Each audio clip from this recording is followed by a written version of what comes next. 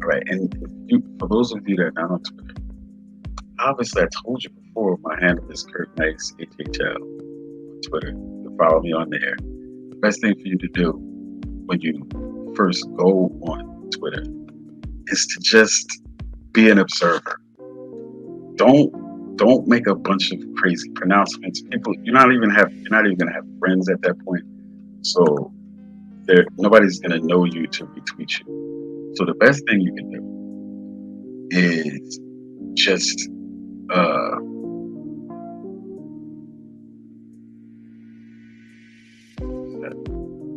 okay. The first thing you can do is just become friends, follow a lot of people, and then start retweeting them or commenting on people's posts. That's how people eventually know who you are in order to follow you. So you're gonna first start out making a whole bunch of independent observations. It's not really gonna do anything. Nobody's gonna follow you. Somebody's gonna see it. So best thing to do is you get on the Twitter, follow a bunch of people that you like, follow a bunch of people that have been suggested to you, follow people that have good comments, that you see their comments in the feed, you like what they say, you like their posts, you like their responses to things, then follow that person. And then retweet them and to get a footing and a feel, and then comment on their posts to gain followers. Right? And obviously, I'm gonna show y'all, like, if y'all completely aren't on Twitter, I'll show you how it works. As you see, there's like a right at the top there. That's your comment button, right? You have in the middle there, you have your retweet button. And then on the end with the little heart, you have your like button. So one thing that you're gonna notice about Twitter though is, Twitter's a funny place because you're gonna find that some of the artists that you follow, whose opinions that you like, sometimes be saying some dumbass shit, especially about politics. Like, a lot of artists don't know shit about politics. People that you love and respect for their music and their creativity and their talent, a lot of times they don't know shit about politics. Not a goddamn thing. So they'll be making statements and making posts that sound fucking ridiculous if you know what the hell you're talking about. Now, you might be one of these people that plays into conspiracies and gets duped by all this misinformation and foolishness that's out there too. So you might be in agreement with them at first. You know what I mean? Not knowing any fucking better. But what I've noticed is that most of the people, there's very, very, very in hip hop that know what they're talking about when it comes to politics. Very, very. Okay. They don't pay attention. Like, they're just as dumb about politics as somebody sitting right next to you. Okay. But for some of y'all, the person that stares back at them in the mirror, you know what I'm saying? They have no idea what's going on, what's policies are being made, who's making the policies, why the policies. Y'all just hear the misinformation that's, beamed down to you on Fox News, at the laundromat, and in different business establishments in the airport where they have contracts with people to play misinformation and propaganda on their Fox News channel and let that be beamed out to people unbeknownst to them. You might hear a lot of people rattling and talking about stuff that just seems like it made sense at the time because a lot of people were saying it. Like this story, for instance. Person that I admire and respect, Questlove. I follow him on Twitter. And he said last week, so the crack pipe rumor was a lie that we all believed, huh?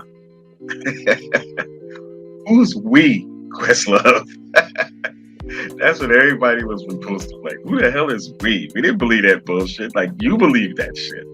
You're saying you and a lot of other stupid motherfuckers believe that shit. Not that Questlove is stupid. It's just that he don't pay attention to politics like that. You know what I'm saying? So he got duped by the fucking crack pipe story too. As like a lot of y'all might have been duped by the crack pipe story. I don't know. Were y'all duped by the crack pipe story? Did y'all hear that last week? That the government was buying $30 million worth of crack pipes and just giving them out free to people. Y'all was running with that story. You know what I'm saying? But that shit was complete falsity. And again, like a lot of people were hitting back at Questlove saying, yo, bro, like, what are you talking about? In fact, another person that I follow on Twitter named Reese at Black Women Views, our girl Reese Colbert, she said that I debunked it the minute I saw the BS start to circulate, but a lie travels exponentially faster than the fact checks. All right. She says new GOP fake news attack, also spread by the Shade Room, is that Biden will spend $30 million on crack pipes. That's a bold-faced lie. And then Reese actually went into the... I'm here to debunk this ridiculous piece of disinformation that I've seen, not only on the right-wing outlets, but on the Shade Room. This is why you don't get your news from the gossip blog. It's gossip, bitch! The headline reads that the Biden-Harris administration is spending $30 million on crack pipes. They're not. They are absolutely the fuck not spending $30 million on crack pipes. Come on, y'all. Y'all got to be smarter. Y'all can't believe that. But I understand we're in an environment everybody just takes shit around with and be fake outrage on whatever. But I'm going to give you the facts. You can read this. It's an announcement. All government grants have public announcements.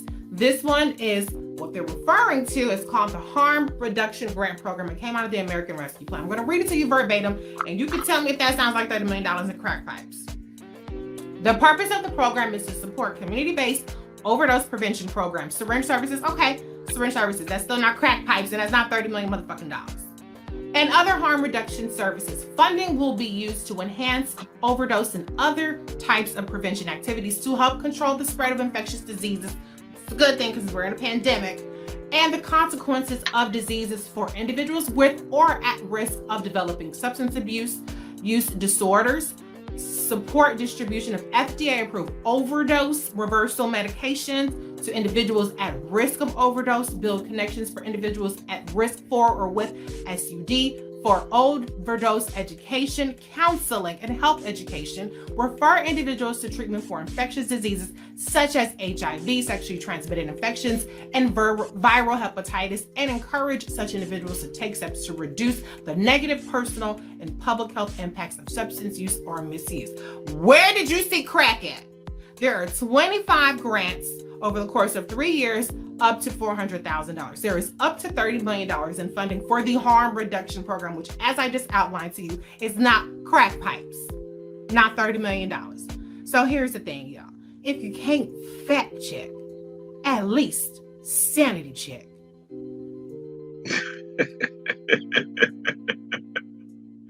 So that was our girl Reese right there.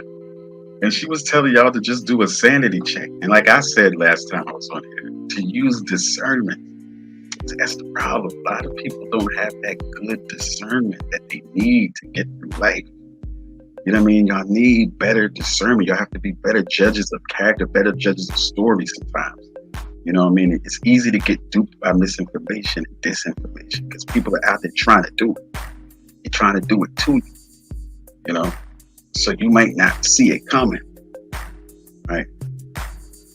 But that was a big story last week. So I wanted to get that out of the way, man. Get that taken care of. But back to the normal, before we go out.